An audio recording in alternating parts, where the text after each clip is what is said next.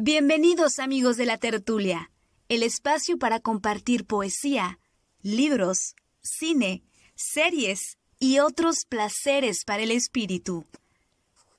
Estamos transmitiendo completamente en vivo a través de la señal de Radio WAPS en el 1180 de amplitud modulada. También nos puedes escuchar a través del MixLR, donde nos encuentras como Radio WAPS. Nos puedes ver en vivo en la página de Facebook Comunicación Radio WAPS. Los dejamos en la grata compañía de nuestros tertulianos, Alexia Almada y Luis Fernando Gómez Cota. ¡Comenzamos!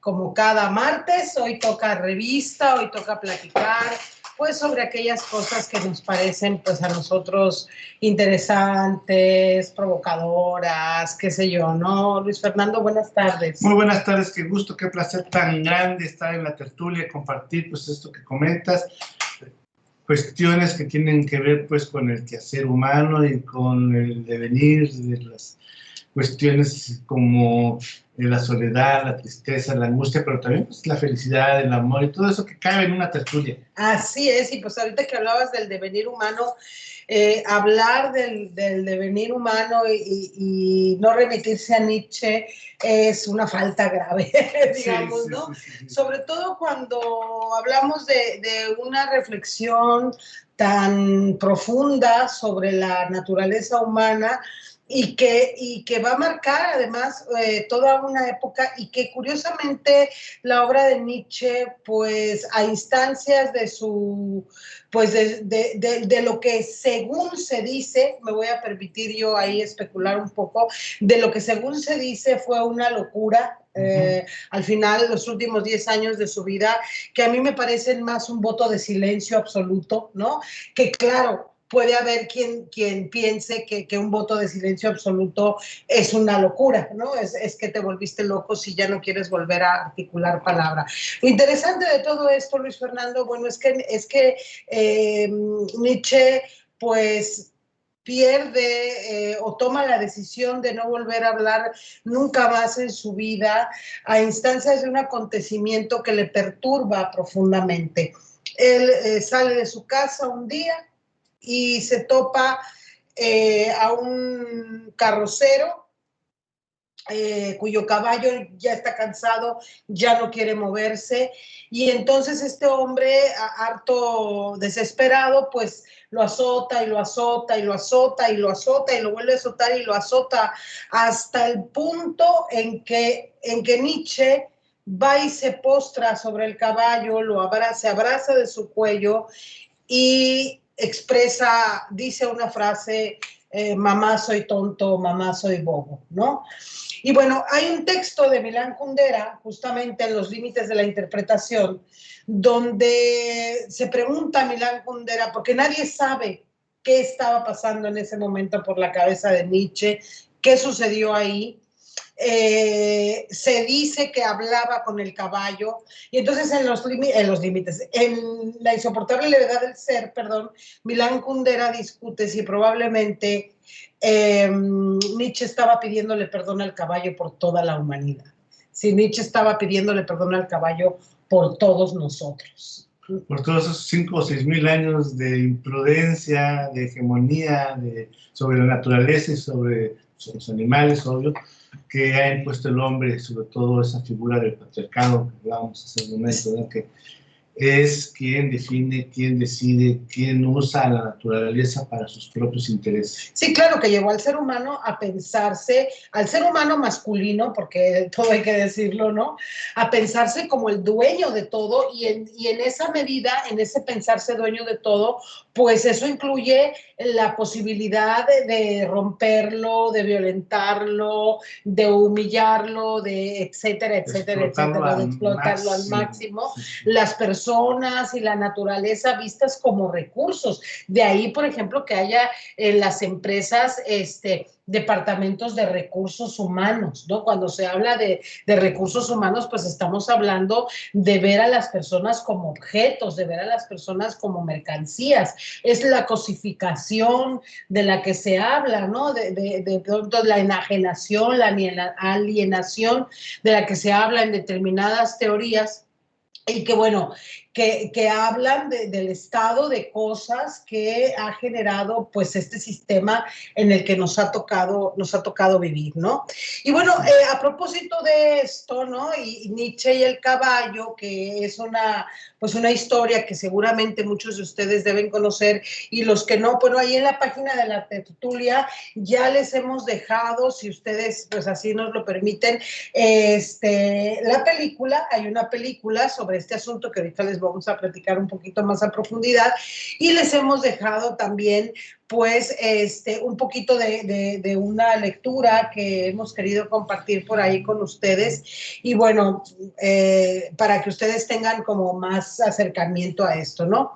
A propósito de esta historia del caballo de Turín, este caballo que decidió no moverse más, el cineasta húngaro Béla Tar afirma que es quien realizó esta película, que es considerada como una de las películas más duras, portentosas, arriesgadas y además convenientes, pertinentes, necesarias de lo que llevamos del siglo XX, ¿no? Esta es una película maravillosa, Luis Fernando, estarás de acuerdo. Que rompe, pues ahora sí que con todo lo que tenemos acostumbrado de ver en la pantalla. Es una película difícil, lenta, pero que impacta visualmente. La historia y la introducción con esa historia que nos has comentado sobre el caballo de Turín, el narrador que empieza a sugerir las vicisitudes de la ansiedad, de la carencia, de todo lo que estos personajes, este par de personajes viven, con unas tomas extraordinarias que también rompen pues con el estilo tradicional de tomas de seguimiento de la cámara fija lentamente, tomas muy espléndidas, en blanco y negro, ¿no? Que le dan también un ambiente especial, un tratamiento del espacio muy, muy interesante, que hace que los personajes se desenvuelvan como en un lugar como muy surrealista, y además de que la historia es totalmente de carencia y de ansiedad, pues nos golpea inmediatamente porque estamos esperando que suceda algo permanentemente, ¿no? Claro. Pero es la cotidianidad de 6 días que está ahí narrando, la historia se está narrando a partir de que dice, por ahí leí en un artículo, ¿no? Una voz está narrando, son los 6 días, y que dice, bueno, es que no hubo posibilidad de un séptimo, porque el día séptimo Dios se puso a descansar, ¿no? Exacto, exactamente. Y fíjate que ahorita que decías esto, es una de las cosas súper interesantes de esta película. No, bueno, voy a hacer un poco, a recapitular un poco, ¿no? Pues desde luego, bueno, después de que Nietzsche declara madre soy tonto, madre soy bobo, se derrumba, ¿no? Y viene el derrumbe absoluto, la pérdida del habla, de la conciencia, un tema que va a durar por a lo largo, como ya dijimos, de 10 años hasta que muere en 1900, ¿no?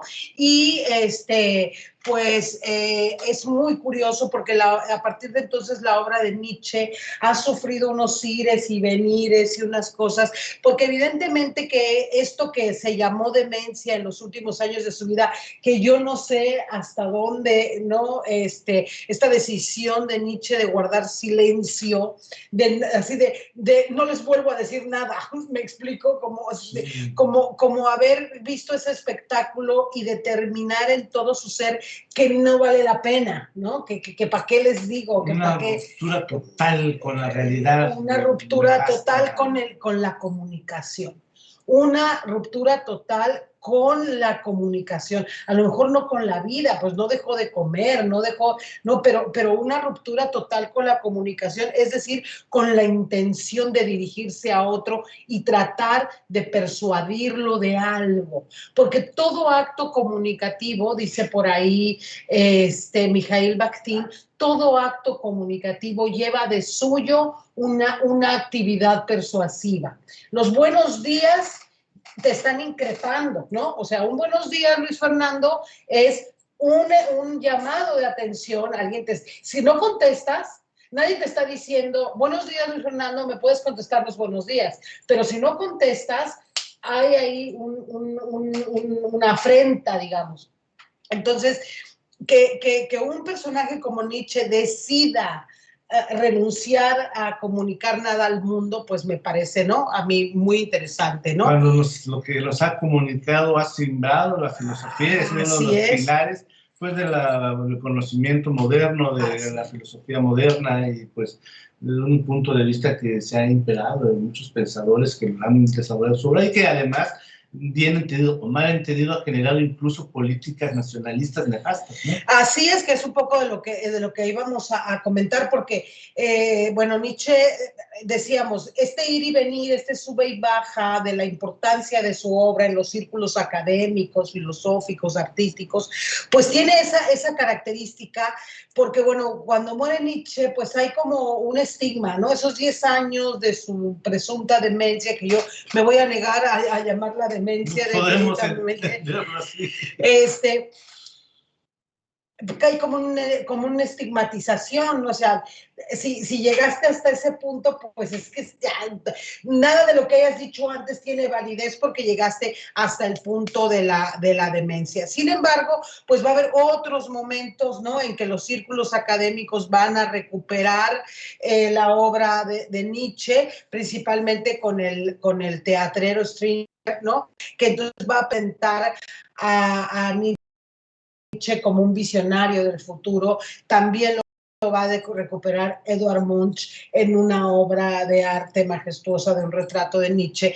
Y entonces, bueno, ¿no?, ahí va recuperándose esta figura de Friedrich Nietzsche, que, bueno, ahora su obra va a apoderarse de Europa, y luego van a venir estos movimientos nihilistas, todos los movimientos, ay, perdón, se me va la palabra, todos los sismos de los principios del siglo XX, ¿no? Que, bueno, van a acercar a Nietzsche a otros círculos, y desgraciadamente, y como bien decías, Luis Fernando, pues incluso, si me imagino que es de haber sabido, ¿no?, no escribe nada antes, porque pues mucha de su obra, mucho de su pensamiento fue tomado, usado por estos fascismos, nacionalismos, ¿no?, que pues que emplearon ciertos conceptos como creencias. Esa fortaleza, esa comunicación que rompió cuando fue tan fuerte que pudo ser utilizado para convencer a una sociedad necesitada de ser convencidas por alguien fuerte, por algún patriarcado que demostrara fortaleza, donde mando y la convicción de que pueden llegar a ser una raza superior. Así es. Sin embargo, los devotos de Nietzsche, aquellos que lo han leído a profundidad, pues tratan o buscan, ¿no?, de darse cuenta de cómo la idea de Nietzsche está planteada más en el resurgimiento de una nueva humanidad, de una humanidad, digamos, que esté más allá de estas discrepancias y de todo esto que nos confronta, no solamente entre nosotros, sino con la naturaleza, que es de lo que vamos a hablar un poquito más adelante, ¿no? Y bueno, hablan, ¿no?, de toda esta gente que piensa que te puede salvar a través del arte y toda esta cosa, ¿no? La sombra de Nietzsche, pues va a ser ya muy importante en todos los frentes, ¿no? A partir del 45, de la década de los 40 del siglo XX, tras la hecatombe, ¿no?, de la Segunda Guerra Mundial, pues Nietzsche se convierte en una especie de proscrito, ¿no? Durante los años es un nombre sospechoso, pero, y por esto que comentabas, es decir, pensar en Nietzsche era pensar en Hitler, ¿no? Pensar en Nietzsche era pensar en estos nacionalismos nefastos, Mussolini, Franco y todo esto, ¿no? Pero bueno, hacia finales ya del siglo XX, esto va a empezar a cambiar y va a empezar a haber una nueva perspectiva del pensamiento de Nietzsche. Pero aquí lo interesante de todo esto, ¿no? Dice, pero ¿qué ocurrió aquella mañana de enero? Probablemente gélida, dado el habitual clima de Turín, el abrazo al caballo maltratado, el desplome mental, el retorno, el regreso materno. Es de, esto que decíamos, o sea, el personaje dice, ya no quiero, ¿no? Me regreso por donde vine, ¿no, mamá? Eres lo único, ¿no? Exploto, estoy hastiado, ya no quiero saber. Es el niño travieso que como adulto ha sido profeta y ha proclamado la inminente hoguera. Cierra el círculo tras la fenomenal travesura. Esperan 10 años de silencio radical, pocos si los comparamos con las casi 4 décadas de locura atravesadas por su admirado Frederick Hölderlin, con quien tenía tanta similitud, ¿no? Evidentemente nunca sabremos, dice, lo que le ocurrió a Nietzsche esa mañana turinesa. Lo más desconcertante del caso es que en esa cabeza, esto me parece muy interesante, esa cabeza había logrado trabajar como nunca en los últimos años. En 1888 es uno de los años más productivos, si no el que más en la trayectoria intelectual de Nietzsche. Escribe y publica varios libros, incluida esa obra maestra de la ironía que es Esse Homo, un texto cierto, desquiciado y hasta paranoico, pero de una sutileza y un dominio del lenguaje inigualables. Fue el desplome de Turín la consecuencia natural de ese último año, como si la cuerda del arco se hubiera roto tras la sometida máxima tensión. Dice, nunca tendremos la pregunta a esto. Nunca tendremos la respuesta a esa pregunta. No sabemos qué le pasó a Nietzsche, porque después de eso no pronunció palabra alguna. ¿Qué impotencia debe haber sentido su madre, la gente que estaba a su alrededor? ¿Te imaginas cuántas veces le deben haber preguntado, ¿qué te pasa? ¿Por qué no explicas? ¿Qué sucedió? ¿Por qué hiciste eso? Y él es como completamente cuando, silente. El personaje de Frank Kafka amaneció siendo un insecto, ¿no? De repente enmudeció. ¿No? Es como si la maldad humana lo hubiese hecho enmudecer, ¿no? Así es. En consecuencia, dice, no cabe buscar una respuesta, sino realizar una interrogación. Y eso es lo que hace el director de la película, Béla Tarr, El caballo de Turín. Dice, una de las películas, como ya dijimos, más grandiosas de este año, ¿no? Dice, pues no podemos saber qué pasó con Nietzsche. Pero lo que a Béla Tarr le interesa no es qué pasó con Nietzsche, sino qué le pasó al caballo, ¿no? ¿Qué fue del caballo y cómo terminó de irle con su cochero?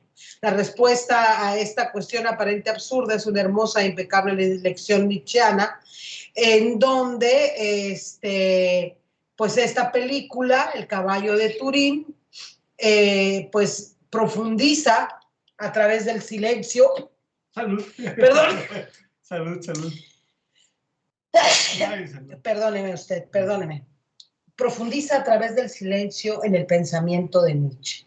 Sí, exacto. Ahora me cae el 20 sí, porque es una película básicamente muda. Prácticamente habla más unos 5 minutos, si acaso, un personaje raro que de repente desaparece así, y suelta un monólogo muy nietzscheano donde culpa la maldad del hombre por toda la muy de Zaratustra, muy de Zaratustra, ¿no? Y desaparece, ¿no? Sí. Y es el que habla más, y de repente se oyen algunas voces de algunos gitanos que por ahí van escandalizando, se llevan el agua, se quieren llevar a la hija del personaje, pero pues le dan una antibiblia, dice el director, que también lee un poquito, y es también otro poquito de los pocos diálogos que hay en la película. Una película básicamente en silencio. Sí. Con claros oscuros muy bien contrastados, que hacen esa sensación de que hablábamos al principio, de una sensación muy surreal al espacio, a la pesadez a la angustia de la cotidianidad, ¿no? Así Entonces, es. te atrapa. Esta película fue hecha en 2011, me parece, Sí, y sí. creo que este director, Belatar, pues hizo un trabajo estupendo de interpretación de la obra nietzscheana, de la cuestión de la cotidianidad y de la pesadez humana, y bueno, pues es una gran obra de arte, ¿no? Sí, sí, indiscutiblemente le recomendamos mucho esta película. La tienen ustedes ¿cómo se dice? La tienen en su, ay, Dios mío. ¿En una plataforma? No, la tienen en la página ¿La tertulia? de la tertulia. Ahí les hemos dejado el enlace para que puedan ver, porque esta película está en YouTube, ¿no? Entonces, afortunadamente la tenemos en YouTube. Entonces les dejamos pues con mucho gusto la película para que la vean, para que la disfruten. No es una película palomera, ¿no? No es una película que divertida, no lo es, en el sentido ¿no? De voy al cine para divertirme, pues no es el caso, pero sí es una película sí, para reflexionar muy profundamente sobre, a mí bueno, decías, Luis Fernando, sobre la fotografía de esta película, que es extraordinaria. Hay unas imágenes verdaderamente impactantes, iba a decir hermosas, pero no quiero luego que se malentienda ese concepto, ¿no? De hermosas. La cuestión de que es impactante, que no necesariamente, no tiene florecitas, no es color de rosa, es profunda. Así es, y entonces, bueno, estas imágenes, esta fotografía, una narrativa impecable, pero una de las cosas, sí, perdóname. No, perdón, nada más, un fondo musical que se repite y se repite y se repite y no cansa. Exacto. No cansa, pero se repite y se repite y se repite. Igual que la cotidianidad que demuestran los personajes día tras día, haciendo los mismos ejercicios, nada más cambian las tomas, ¿no? De la diferente punto de vista, pero es la misma actividad de ir por el agua, vestir a tu papá. La toma de las papas, cuando están comiendo las papas, durante los 6 días están hirviendo papas y eso es lo que comen con la mano, se comen la papa hervida y otra vez papa hervida, y todos los días comen papa hervida. Es que así es la humanidad, pues, ¿no? Es decir, creo que finalmente, al menos en lo que yo logré más o menos darle la vuelta a la cosa, ¿no? Es como este hastío de la humanidad que se repite y se repite y se repite a sí misma una y otra vez, y no se ha dado cuenta que ya no hay nada, no se ha dado cuenta que se ha secado el pozo, que se ha muerto el caballo, ¿no? Que ya no prende la hoguera. El caballo, así como Nietzsche dejó de hablar, el caballo un día dejó de comer. Así es. Y un día dejó de haber agua. Así y hasta es. Que un día de repente también el sol no salió. Así es, así es. De repente la oscuridad está imperando. Exacto, no pueden ni prender, de repente la oscuridad está imperando. Estos personajes que están en una suerte de soledad infinita, ¿no? Un padre y una hija. Sí. Un padre que además está como manco, no manco, sino paralizado de una mano, que ella lo tiene que vestir, ¿no? Y cómo la rutina se repite, nada más hay unos ciertos cambios. Este tema de la comida, este momento en el que ella se sienta en la ventana a esperar que se cuezan las papas. El símbolo de la ventana, ¿no? Cuando no es él, es ella que está frente a la ventana. Y el ambiente gris del exterior, frío, lleno de polvo, contra el ambiente callado, oscuro de adentro, ¿no? Estas cosas de cuando se abre la puerta y entra toda la ráfaga de viento. Y bueno, esta soledad infinita, este padre-hija, que yo creo que es toda una metáfora ¿no? de la vida, de las relaciones humanas, de todo esto. Personajes que no se hablan nunca, nunca conversan. El único momento en que conversan es el momento en el que ya no pueden prender el farol. Es el último momento en el que tú ves que los personajes intercambian palabras, ¿no? Yo creo que es súper valioso. Y eso, hablando ya como un poco fuera de fuera de la historia, los actores son realmente extraordinarios. Sí, la verdad. Lo que logran comunicar con el silencio es una cosa verdaderamente valiosa. Las expresiones de su rostro, con todo que representan una cotidianidad, sus rostros van diciendo día a día diferentes cosas y de repente incluso hasta se ven diferentes. La hija de repente, a las primeras tomas, el rostro es algo muy vago y pronto, poco a poco, el rostro va cobrando expresividades que, bueno, ahí le dejamos la película para que ustedes puedan también disfrutar de esta hazaña, de la expresión, de la luz, sobre todo de la profundización acerca de la cotidianidad y pues de la carencia, ¿no? De lo que muchas veces reprimimos, ¿no? Así es. Aquí en la página de La Tertulia, en la página de Facebook de La Tertulia, ahí les dejamos todo cuanto anduvimos por ahí pesquisando, porque es una película que realmente nos atrapó, y además son ese tipo de películas, Luis Fernando, estarás de acuerdo, que no solo te atrapan en el momento que la estás viendo, a lo mejor en el momento que la estás viendo, incluso hay un momento en que dices, ¿sabes qué? Páusale tantito, ¿no? Vamos poniéndole pausa a la pausa. Vamos poniéndole pausa a la pausa, vamos a refrescarnos un poco y volvamos sobre la película. Pero el asunto no es lo que te pasa cuando estás viendo la película, sino todo el tren de pensamiento que se queda una vez que la película ya se acabó y ya se fue, y que te quedas ahí pensando en qué momento, por ejemplo, tu relación de pareja, que no es el caso, en qué momento tu relación de pareja se convierte en eso que viven esos personajes. ¿En qué momento tu relación con tu trabajo se convierte en un comer papas cocidas todos los días, ¿no? ¿En qué momento la humanidad? De eso se trata. Final, o sea, es como decir, de eso se trata la humanidad, ¿no? A eso vienes, ¿no? Sí, sí. Un día se te va a secar el pozo y ni te vas a enterar. Y es lo que no queremos ver, ¿no? Exacto. Es algo que no queremos ver, pero ahí está. Pero de repente llega una película y nos dice, acuérdate de que sí, está muy bonito todo tu jardín, está muy bonito todo tu colorido, pero, ¿no? Si no tuvieras todo ese contexto cotidiano del diario que te acompaña, que estás acostumbrado, ¿qué sería ti? ¿Qué sería a ti como ser humano, como especie, ¿no?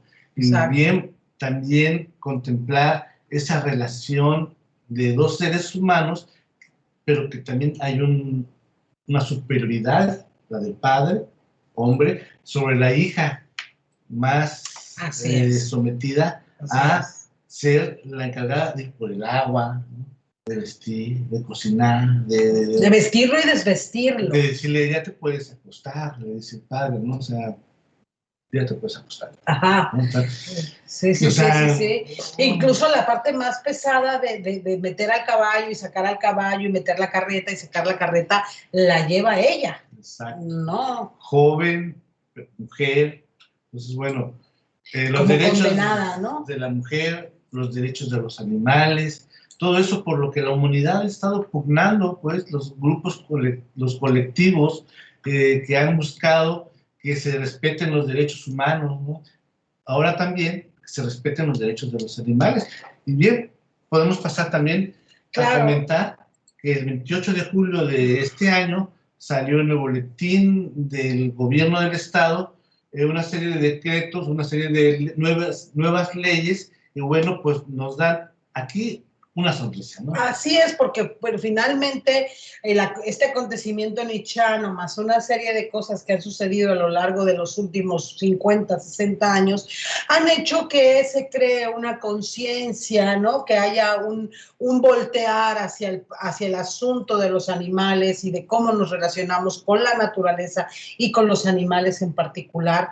y se ha avanzado bastante, ¿no? Tanto que ya se considera relevante para la redacción y la formulación y promulgación de leyes, considerar a los animales como seres vivos, pero no solamente como seres vivos, sino como seres con derechos, que es bien importante. Sí, eso, que ¿no? no serán como objetos. Así es, ni como propiedad de nadie. Entonces, el Congreso del Estado de Baja California Sur, el decreto 2776, decreta que se reforman y adicionan diversos artículos a la Ley de Protección de los Animales Domésticos para Baja California Sur. En primer lugar, en un artículo 1 se reforma la fracción primera, la segunda, recomendándose en su orden las subsecuentes, adicionalmente una fracción 7.1 del primer párrafo, de la fracción cuarta del artículo 18, segundo párrafo, artículo 19, fracciones 1 y 4 del artículo 27, y se adiciona el artículo 31 de la Ley de Protección de los Animales Domésticos para Baja California Sur. Sí, pero acá como si proteger a los animales que dependan o vivan bajo la tutela del ser humano, así como a cualquier animal abandonado o feral que se encuentre de forma permanente o transitoria dentro del territorio del estado de Baja California Sur y garantizar su bienestar. Así es, el artículo 2 es reconocer a los animales domésticos, guía, guarda y protección, abandonados de monta o ferales como seres vivos, sensibles, objeto de protección especial del derecho en términos de la presente ley y no como simples objetos o cosas susceptibles de apropiación y libre disposición. Así es, se trata también de erradicar y sancionar el maltrato y actos de crueldad hacia estos y fomentar el respeto y consideración para con ellos. Así es, se trata además de coadyuvar a la conservación y el aprovechamiento sustentable de la vida silvestre conforme a la legislación federal. Y coadyuvar en el cumplimiento de las disposiciones establecidas en los planes ecológicos del Estado. Se trata también, en el artículo 6, de apoyar a la creación y funcionamiento de asociaciones protectoras de animales, otorgándoles facilidades en sus enlaces con las autoridades educativas y sanitarias para el logro de sus fines. Ay, yo aquí, no sé que no me ves, pero por ahí alguien te dirá, le mando muchos cariños a mi querida Verónica de Miau Gatito, ¿no? De que tienen una asociación bien bonita. La regulación de las acciones relativas a vigilancia, medidas de seguridad y sanciones del recurso de queja derivadas de esta ley. Así es, el artículo 18, los animales domésticos, guía, guarda y protección abandonados de monta o ferales se consideran seres vivos sensibles, objetos de protección especial del derecho y no como simples objetos o cosas susceptibles de apropiación y libre disposición, por lo cual se prohíbe cualquier acto de crueldad y maltrato en su contra. Los actos u omisiones que tengan tal característica serán sancionados de conformidad con el capítulo correspondiente de esta ley, quedando prohibido 1 a 3. 4. El maltrato y actos de crueldad hacia animales, objeto de protección de la presente ley, sobreexplotación, golpes, ahorcamiento, derrame de ácidos corrosivos, veneno, agua hirviendo sobre ellos, disparos con armas de fuego, balillas, diábolos, usos y abusos sexuales, así como mantenerlos amarrados, expuestos a las inclemencias del clima, abandonados, sin alimentos, sin agua. Tales actos serán sancionados en los términos de la presente ley y sus normas reglamentarias. ¿Cómo esta ley no estaba cuando le engraparon las orejas a nuestro perrito? Sí, qué bárbaros, que por aquí hay unos vecinos que, ¿para qué les cuento? Ya tendrán la ley encima. Así es. Y el artículo 19 nos dice, la captura de perros que deambulen sin dueño aparente y sin placa de identidad y de vacunación antirrábica, así como la captura de gatos que deambulen sin dueño aparente y sin placa de identidad, se efectuará por las autoridades municipales de manera cotidiana y sistemática. En los términos de la Ley de Salud para Baja California Sur, se llevará a cabo por personal debidamente capacitado, quienes evitarán cualquier acto de crueldad, tormento, sobreexcitación, escándalo público u omisión que afecte la integridad física del animal. Se transportarán en unidades debidamente acondicionadas que garanticen su bienestar y se depositarán en los lugares señalados al efecto por las leyes y reglamentos correspondientes. Los perros y gatos capturados podrán ser reclamados por sus dueños dentro de los 10 días hábiles siguientes. En caso contrario, deberán ser esterilizados y atendidos médicamente. En caso necesario, serán puestos a disposición de la autoridad o de asociaciones civiles dedicadas a la protección de los animales debidamente registradas para posteriormente ponerlos en adopción. Entonces estaría bien, si alguien quiere adoptar un gatito, un perrito, bueno, pues ahí está el camino. O si usted dice, ay, qué ganas tengo de tener un perro, un gato, y está viendo que hay un perrito en la calle que está abandonado. Un gato se la veo complicada que lo pueda pillar, pero un perrito no lo intente. Usted está viendo, o si sí puede, sí intente, sí. Y si ve que el gatito no se pone muy agresivo, pues se lo puede llevar a su casa y protegerle. La verdad es que existimos personas que quisiéramos proteger más animalitos, pero no está en nuestras posibilidades, ¿no? Pero siempre habrá quien, quien se compadezca de ellos y que podamos ir haciendo. Y además aquí hay una cosa bien importante, Luis, el tema de la esterilización, que también está considerado en la ley, ¿no? Que hay una obligatoriedad de que se esterilicen todos los animalitos, perritos y gatitos que anden en la calle y que eventualmente pueden llegar a convertirse en verdaderas plagas, y que esto lleva de pronto a las personas pues malvadas, ¿no? A querer deshacerse de las plagas a base de envenenar a los perritos o a los gatitos, porque sabemos que de pronto hacen desastres en la calle con la basura, pero son animalitos y lo que menos tienen es pues culpa, ¿no? Sí, eso conlleva también a contaminación, porque además, no recogen los restos. Así es. Entonces, de repente, no tenemos un panteón para animalitos, ¿no? Exacto. Entonces, también yo creo que por ahí podría la siguiente ley reglamentar un espacio para depositar los restos de nuestras mascotas. Así es. Se considerarán actos en perjuicio de los animales protegidos por la presente ley los siguientes: cualquier lesión o mutilación causada a propósito a un animal que dependan o vivan bajo tutela del ser humano, así como cualquier animal abandonado, de monta o feral, realizado por su propietario o por el encargado de su guarda o custodia, por persona conocida o cualquier persona, exceptuando la castración eventual que será efectuada siempre con anestesia. Cualquier cosa de eso es abandonar a los animales objeto de protección de la presente ley o a sus crías en la vía pública, en baldíos, en el monte, en vivienda deshabitada o en cualquier otro lugar que ponga en peligro su vida ahí, dentro del territorio de la... Sí, eso, digamos, es como lo que se adicionó al artículo 4, ¿no? Y ya lo que sigue, ¿no? El último que se adicionó, que es el artículo 31, dice: dentro del territorio de Baja California Sur, la Secretaría de Salud, en coordinación con los ayuntamientos, deberán realizar campañas permanentes de concientización y esterilización para el control del aumento de la población de perros y gatos, para lo cual deberán realizar estudios de demografía, densidad poblacional, para ubicar dentro de las áreas urbanas y rurales los lugares con mayor aumento de población para efectos de identificar, ¿no?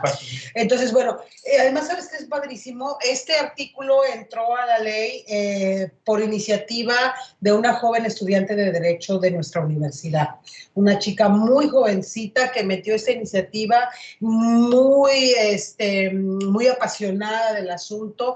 Y bueno, esto con un corazón enorme, ¿no? Sí, esto se logró. Y bueno, cerraríamos diciendo, Luis Fernando, que todos los que tenemos animalitos a nuestro resguardo, sepamos, como ya se ha dicho mucho, que no tenemos unos objetos de nuestra propiedad, sino tenemos animalitos, seres vivos con derechos a nuestro resguardo, y que estamos obligados a atenderlos, a cuidarlos, a darles amor, a darles ternura, a que estén bien alimentados, a que sean vistos por el médico, a que no pasen dolor, ni hambre, ni frío, ni nada, ¿no? Si usted tiene gatitos, por favor, no los deje salir a la calle. No, los gatitos no necesitan, eso me encantó, los gatitos no necesitan salir a la calle, punto en boca. Si ellos son felices adentro, cómprele su arbolito, cómprele, ¿no? Su arenero, su comida, que siempre tengan agua. y pueden andar, pues andan por todos los muebles de la casa. Se dice sumamente que felices. son animalitos muy terapéuticos. Lo son, al menos para mí sí lo son, pero sí es muy importante. Y bueno, el perrito, pues entiendo que muchas personas, para evitarse cuestiones en la casa, ¿no? De pronto toman la decisión de sacar al animalito a que haga sus cosas, pues en la calle, ¿no? Para que de esa manera el patio de la casa no se ensucie y tal.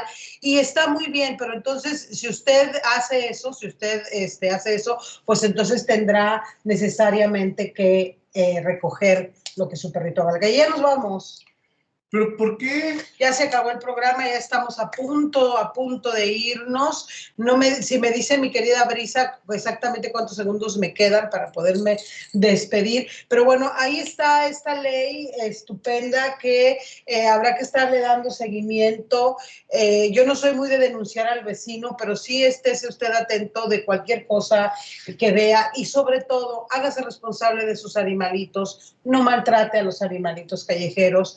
Y bueno, cuando se trate de campañas de esterilización, de vacunación, etcétera, pues hay que estar ahí muy, muy al pendiente. Ya nos vamos de esta tertulia. No veo a mi querida Brisa por aquí. Estoy un poco así como, ¿qué pasó? ¿Qué pasó? Porque me mandó un mensaje y luego ya no supe qué pasó. Pero bueno.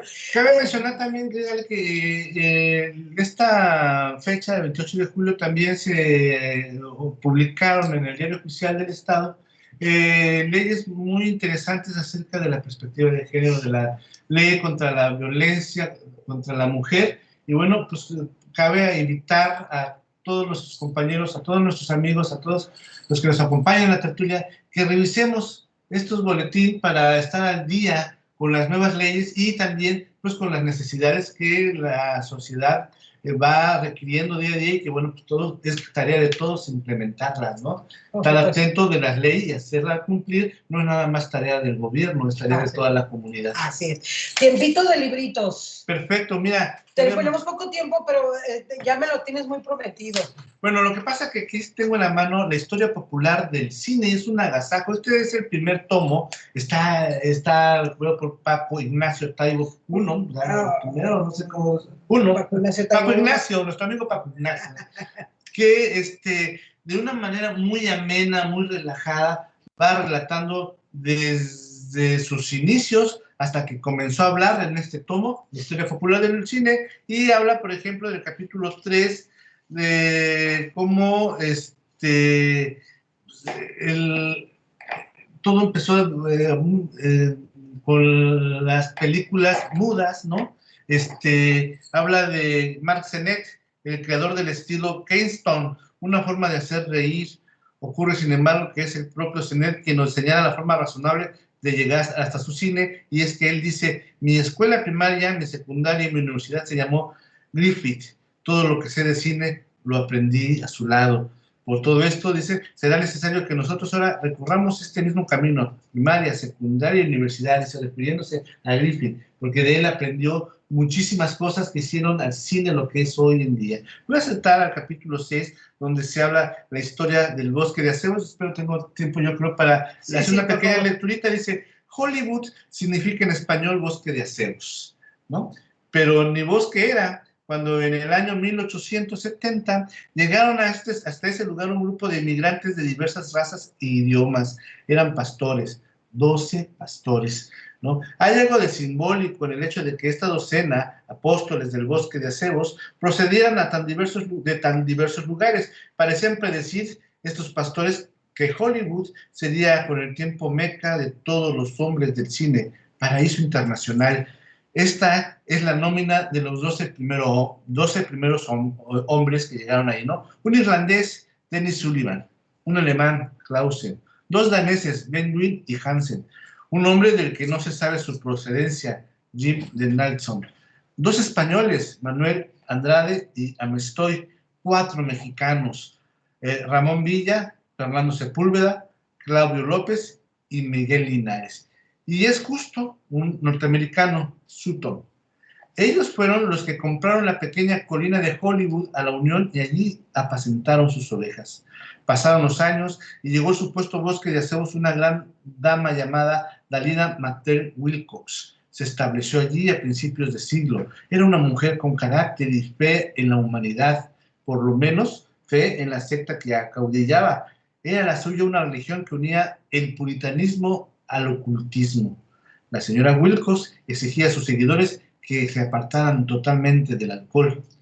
Ella fue la que puso por nombre a ese lugar Nueva Jerusalén, que no parece haber obtenido la popularidad que ella esperaba. ¿Acaso porque los enemigos del alcohol abandonaron la lucha y dejaron en su lugar uno de los más fructíferos semilleros de dipsómanos, ¿no? Lo que se convirtió en Hollywood, ¿no? Ah, claro. En 1907 la vanguardia del cine llega al falso bosque de acebos. Se trata de los productores de una película titulada El Conde de Montecristo. Wow. Iba no solo en busca de un buen sol para sus exteriores, sino también huyendo de la furibunda persecución de los agentes de Edison, que buscaban a todos los que usaran, sin permiso del jefe, máquinas de filmar, ¿no? El capitán de aquel grupo se llamaba William H. Slink y su nombre entrará en esta biografía otras veces más, nos anticipan, ¿no? En 1911 se rueda la primera película enteramente hecha en Hollywood. Se tituló The Law of the Ranch, que bien puede traducirse por la ley de la pradera. En 1913, Chaplin llega a Hollywood y su descripción del lugar no puede ser más gráfica. Esto es un agujero escondido, dice Chaplin. En 1915 se inaugura la ciudad de estudio de la Universal y en 1918 Chaplin establece su propio estudio. Hollywood es ya un lugar importante, una marca de fábrica con prestigio mundial. El agujero escondido llevaba dentro la rara condición de apoyar su eco sobre todo el mundo. Esto, que comercialmente tiene extremada importancia, se convierte para las estrellas en un arma de doble filo. Los ojos de toda la nación estaban ya atentos a lo que ocurría en la antigua Loma de Pastores. Y un día las estrellas descubren que no hay nada más peligroso que un escándalo en Hollywood. Wow. Y bueno, anterior a esto describe cómo se hizo Chaplin, cómo fue que fue descubierto, cómo fue que sus ambiciones de tener una granja de cerdos se vio interrumpida porque alguien le ofreció participar en el cine. De hecho, hay una película que se llama Charlie, creo, que cuenta la vida de Chaplin y él andaba en otra cosa. Y el que realmente quería ser actor era su hermano. Pero de pronto se dan cuenta los empresarios de que es mucho más gracioso Charlie. Entonces, bueno, pues le baja la chamba al hermano, básicamente, ¿no? Y aquí lo tenemos al gran Chaplin, ¿no? En este libro extraordinario que nos ha compartido Luis Fernando, Historia Popular del Cine, desde sus inicios hasta que comenzó a hablar. Paco Ignacio Taibo. Y bueno, pues este es el tomo 1, ¿verdad? De este libro. Si alguien tiene el tomo 2, le agradecería mucho si me lo hace llegar. Desde que ya siguió hablando, a ver, hasta que se vuelva a quedar mudo, como con el caballo de Turín, exacto, ¿no? Así es. Pues aquí está este texto que habrá que incursionar un poco más en él, ¿no? Dice, las historias del cine son, por lo general, grandes proyectos de investigación que, dominados por un espíritu enciclopédico, intentan abarcar toda la experiencia fílmica mundial. Esta historia popular del cine de Paco Ignacio Taibo es un afortunado contraste. Estamos lejos de los libros que buscan ser siempre material de consulta, por lo cual difícilmente forman parte de un universo del placer de lectura. Pues ahí tiene, excelente esta historia del popular del cine desde sus comienzos hasta que empezó a hablar. Pues aquí está. Sí, en el punto que nos quedamos ahorita, hablaba de los escándalos en Hollywood. Ajá. Fue un agosto de hace no muchos años en que Marilyn Monroe se quitó la vida. También víctima de todas estas cuestiones del poder. Y también hay un grandes secretos, o sea, hay unas incógnitas, ¿sabes qué pasó? ¿Por qué pasó? Pero es también producto de telenovela de Hollywood, ¿no? Así es, así es. Pues ahí lo tienen. Me hiciste acordar de estos programas de True Hollywood Story, ¿no? Donde pues justamente son programas que se dedican a ventilar los escándalos pasados, presentes y futuros de las celebridades de Hollywood. Pues ya nos vamos esta noche, este sábado, no se pierdan la tertulia, vamos a tener invitados en este programa del Taller de Sueños. Vamos a presentar el Taller de Sueños, un libro, una antología de poesía, pues californiana, porque pues todos partimos de este hermoso estado donde empezamos a escribir poemas con un grupo de amigos y a la fecha, bueno, pues ahora nos reunimos, hicimos nos editaron este hermoso libro y bueno, pues vamos a presentarlo. Siguen pidiendo la palabra. Seguimos pidiendo la palabra. Ya nos vamos esta noche de la tertulia. Luis Fernando, muchas gracias. Un gran placer, un honor estar en la tertulia. Muchas gracias, Ali. Muchas gracias a todos ustedes por habernos acompañado esta noche. Los esperamos el sábado, ya lo sabe, con esta entrevista a las 7 de la noche por la frecuencia de Radio WAPS. Estamos en el 1180 de amplitud modulada. Gracias a los amigos que nos escuchan todavía a través de la radio, a los que nos escuchan a través de MixLR y por supuesto a nuestros amigos que nos ven a través de la página de Facebook Radio WAPS y que pues nos ven ahí también a través de nuestras redes sociales. Ya nos vamos. Muchas gracias a mi querida Brisa Mendoza, que está en los controles técnicos, productora de Radio WAPS. También a mi querida Yasmín Rodríguez por este espacio. Este es un programa de la Licenciatura en Comunicación, Departamento de Ciencias Sociales y Jurídicas de la Universidad Autónoma de Baja California Sur. Yo soy Alexia Almada. Luis Fernando Gómez Cota. Y nos encontramos en la próxima tertulia. Chao. Chao.